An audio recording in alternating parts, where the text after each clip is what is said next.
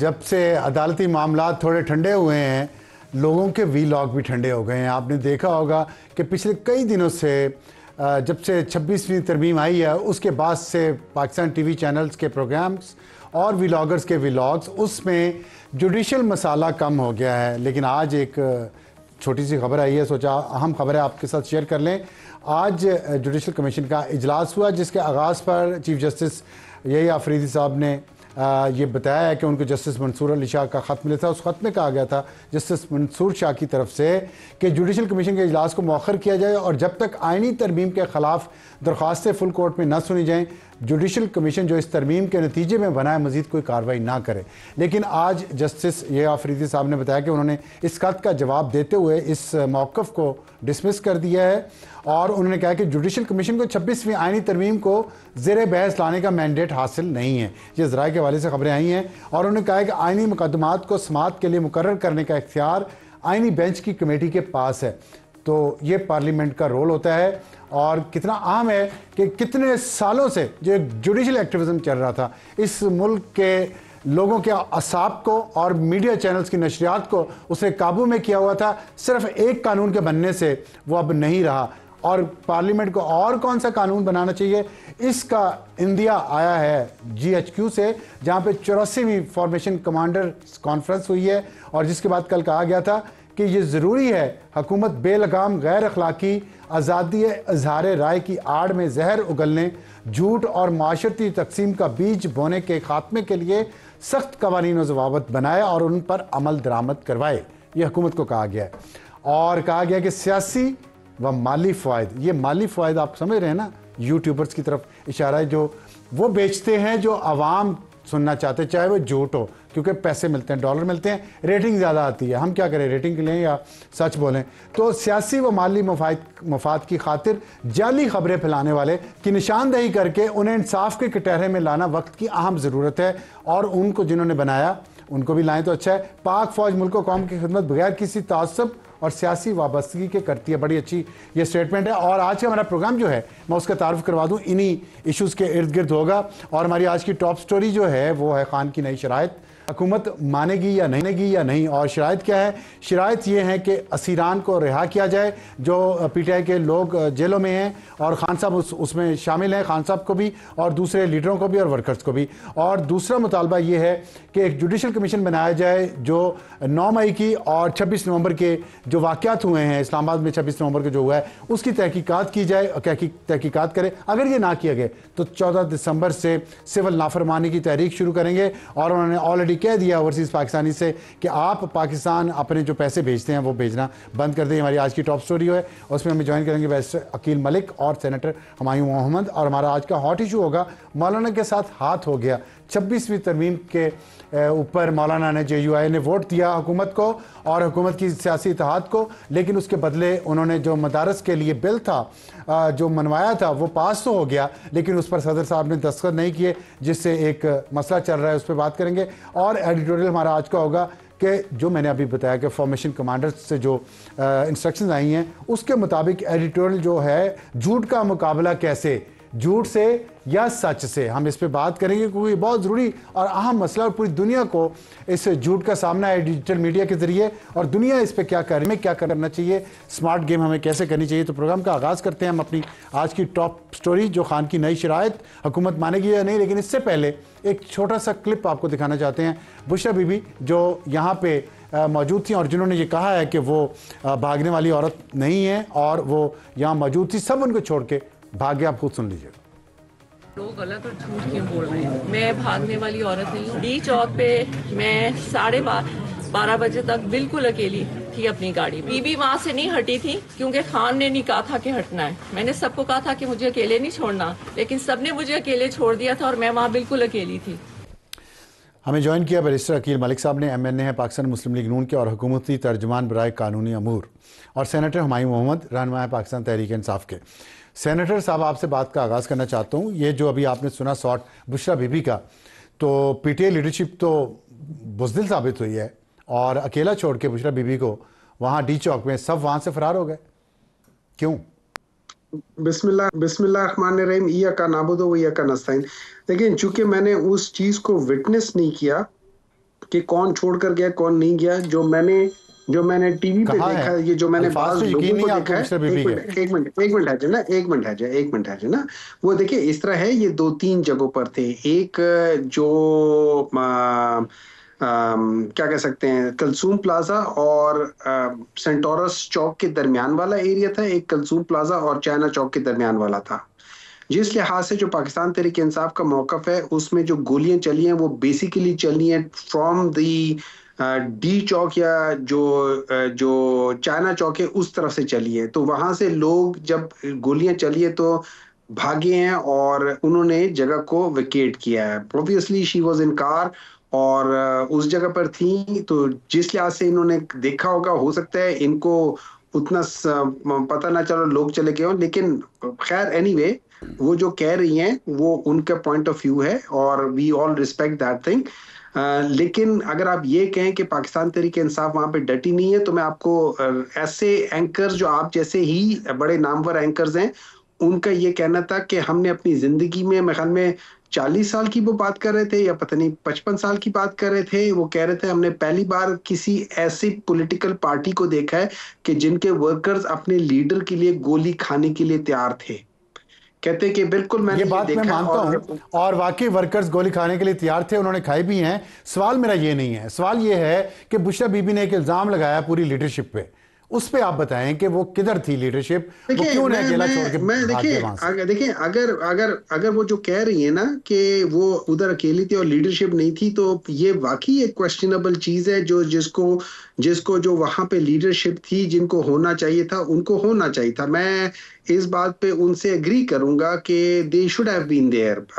और अगर मतलब सारे जा रहे होते तो एक साथ जाते या इनको छोड़ के और करके, चूंकि मैंने वो इवेंट देखा नहीं है, आंखों देखा नहीं है, मैं नहीं कर सकता। लेकिन अगर जो बुशरा बीबी कह रही है कि she was there while everybody left, then yes that was not a good thing to do. I agree with her then. ठीक, बैरिस्टर अकील साहब ये बताइएगा कि 2 मुतालबात उन्होंने दिए हैं, आखिरी कार्ड है इमरान खान का। उन्होंने कहा है कि जुडिशल कमीशन बना दें 9 मई पे भी, 26 नवंबर पे भी, और जो कैदी हैं उनको रिहा किया जाए। हुकूमत उनके दोनों मुतालबात मानेगी? बिस्मिल्लाहिर्रहमानिर्रहीम। अफसार साहब बहुत बहुत शुक्रिया। देखें, सबसे पहली बात तो ये है कि बड़ी खुशाइन बात है कि उन्होंने एक कमेटी तश्कील दी। शायद मेरे ख्याल से हुकूमत के कई जो वज़रा हैं या तर्जमान हैं, उन तमाम तर लोगों की बात जो है वो अडयाला की दीवारों के पार जो है वो गई है और सैनिटी प्रिवेल की है। और एक बेहतर मैं समझता हूँ कि उन्होंने एक बात की है, क्योंकि इससे पहले तो हमेशा यही बात करते रहे कि हमने इस्टेब्लिशमेंट से बात करनी है, ये कौन होते हैं, इस हुकूमत से बात करें, इसकी क्या ज़रूरत, इसकी क्या मजाल, इनके पास तो पावर ही नहीं है, इनके पास ताकत ही नहीं है। ये तमाम तर चीज़ें उन्होंने वो कह दिया। अब उन्होंने आपसे बात कर हम तो रोज़े अव्वल से ये बात कर रहे हैं। नहीं, हम उनको जो वो मांग रहे हैं वो देने वाली बात तो नहीं है। एक डिस्कशन, एक डायलॉग जो है वो ज़रूर ओपन अप होगा। अभी हमारी डिस्कशन इस पर बड़ी नेसेंट और अर्ली स्टेजेस में हैं, लेकिन इसके साथ साथ ये ज़रूर है कि हम इसको संजीदगी से देख रहे हैं, क्योंकि इससे 12 दफ़ा पहले वज़ीर आज़म पाकिस्तान साहब ने, तमाम तर हुकूमत अरकान ने, हम सब ने इनको कहा कि आप सियासी मसाइल का जो हल है वो सियासी बैठक में ही निकलेगा, डायलॉग के थ्रू निकलेगा। पॉलिटिकल इश्यूज़ का हल जो है वो पॉलिटिकल पार्टीज़ ही तलाश करेंगी। ये एक नॉन स्टार्टर से शुरू करते थे, कहते थे कि 180 सीटें हैं वो लौटाओ, फिर बात करेंगे। फिर कहते थे कि हमारे साथ जो 9 मई का झूठा प्रोपेगेंडा किया गया वो दिखाओ। वो CCTVs भी आपने देखी, मैंने भी देखी, अवाम ने भी देखी, कौम ने भी देखी, वो भी सामने आ गई मंजरे यहाँ पे। तो ये कम अज़ कम ऐसी बात तो नहीं है। अब यहाँ पे एक जो इनकी पॉलिटिकल प्रिजनर्स के हवाले से बात है, जो कि मैं समझता हूँ अच्छा स्टार्टिंग पॉइंट है। ये कोई लिस्ट फराहम करें, हमारी जो कमेटी की तश्कील होगी हुकूमत की तरफ से वो बिल्कुल मिलेगी। क्योंकि आपको याद होगा 26वीं आईनी तरमीम से पहले जो तहफ़्फ़ुज़ आईन पाकिस्तान मूवमेंट इन्होंने शुरू की और अचकज़ई साहब को मैंडेट दिया, उस मैंडेट में फिर दे के उनसे ले भी लिया। वो 2-3 मीटिंग्स तो ज़रूर हुई, लेकिन कोई सैर हासिल गुफ्तगू या बहस उस पर नहीं हुई, कोई नतीजा खेज जो है वो नशिस्त नहीं निकली। हमारे साहब उन्होंने बड़ी अच्छी बात की है कि आप लिस्ट दें, लिस्ट आपके पास तैयार है? कितने लोग हैं उस लिस्ट में जो आपके लोग गिरफ्तार हैं, जिनको रिहा होना चाहिए फौरी तौर पर? देखिए बैरिस्टर अकील साहब अगर कानूनी मावन है प्राइम मिनिस्टर के और ये कहते कि इनको लिस्ट नहीं पता, तो फिर that means he is an incompetent person, as simple as that.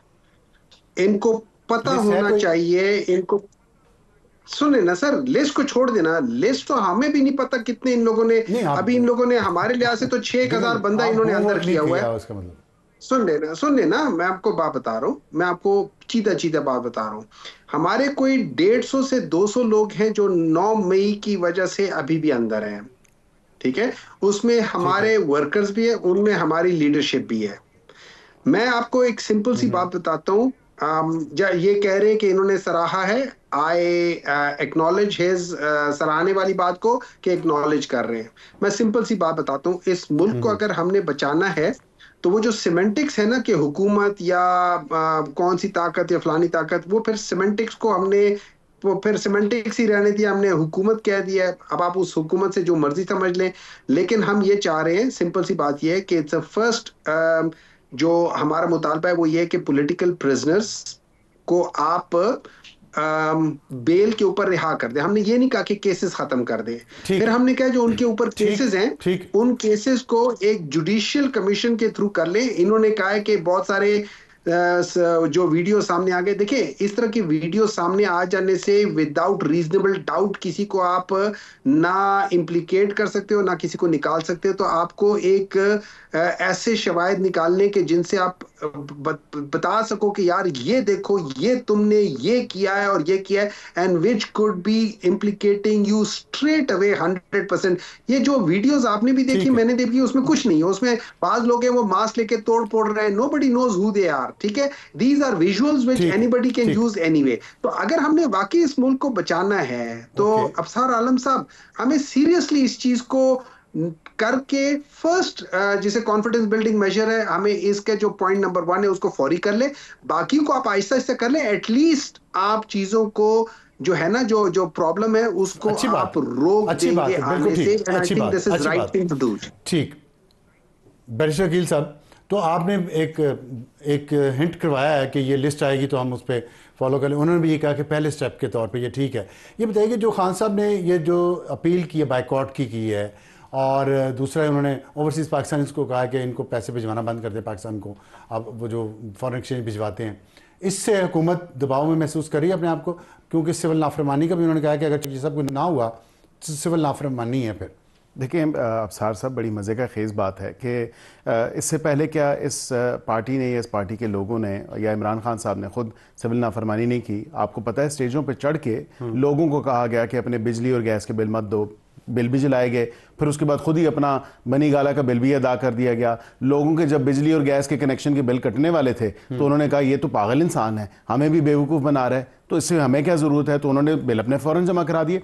Civil नाफरमानी की अभी तक जो तमाम तरह हदें पार की हैं, डिस्पाइट द फैक्ट कि हुकूमत ने इनको कई दफ़ा वार्न भी किया, इनसे बातचीत करने का भी मामला जो है वो सिलसिला चलाने की कोशिश की, लेकिन नहीं किया। सिविल नाफरमानी इससे ज़्यादा क्या हो सकती है कि आप कानून नाफिज करने वाले इदारों के ऊपर जो है डायरेक्ट फायरिंग करें, उनको ज़ख्मी करें, वो मजरूब हों। इससे ज़्यादा सिविल नाफरमानी क्या है? तो ये सिविल नाफरमानी का जो एक डराव या धांसा जो हमें दिया जा रहा है, तो इससे हुकूमत बिल्कुल परेशानी है। रेमिटेंसेस कम होंगी। देखिए रेमिटेंसेस बसाद एहतराम मैं ये कहूँगा, ओवरसीज़ पाकिस्तानी अगर रेमिटेंसेस भेजते हैं तो वो हुकूमत को नहीं भेजते, वो अपने प्यारों को भेजते हैं, अपने लव्ड वंस को भेजते हैं, अपनी फैमिली मेम्बर्स को भेजते हैं। तो उसमें वो उनका तो डेफिनेटली एक अपना इंटरेस्ट है और हुकूमत का डेफिनेटली जो है वो उसको इंकरेज भी करते हैं। लेकिन ये हुकूमत की कोई घबराने या डरने वाली बात नहीं है। ये इस बात से डराया नहीं जा सकता कि ये हम ओवरसीज़ पाकिस्तानी इसको कहेंगे। क्या वो ओवरसीज़ पाकिस्तानी कठपुतलियाँ हैं? क्या उन्होंने ये नहीं देखा कि जो 24, 25, 26 को आपने अजाब बर्पा किया पूरे केपी में भी और इस्लामाबाद में भी और पंजाब में भी, जहाँ जहाँ से आप आए, जो कुछ किया, तो मैं समझता हूँ कि और अपने वर्कर्स को बेयारों मददगार छोड़ गए। और वो बुशरा बीबी जो कह रही थी कि मैं तो भागने वाली नहीं हूं, वो तो माजरत के साथ मुझे ये कहना पड़ता है कि सबसे पहले तो वो ही पिंडाल छोड़ के भागी हैं। खड़ी रही, किधर खड़ी रही हैं? देखिए वो वीडियोस मौजूद हैं, गाड़ी तब्दील करने वाली वीडियो मौजूद है। 12 बजे तक तो वो वहां थी, 12:30 तक उन्होंने खुद कहा है, 11:15 तक थी वो, नहीं 12:30 को उन्होंने खुद कहा है, और 1 बजे मुझे भी जो इन्फॉर्मेशन आई, मैंने ट्वीट किया था, उस वक्त भी वो वहाँ पे थी। खैर चलें, ये तो बहस नहीं है हमारे इस वक्त।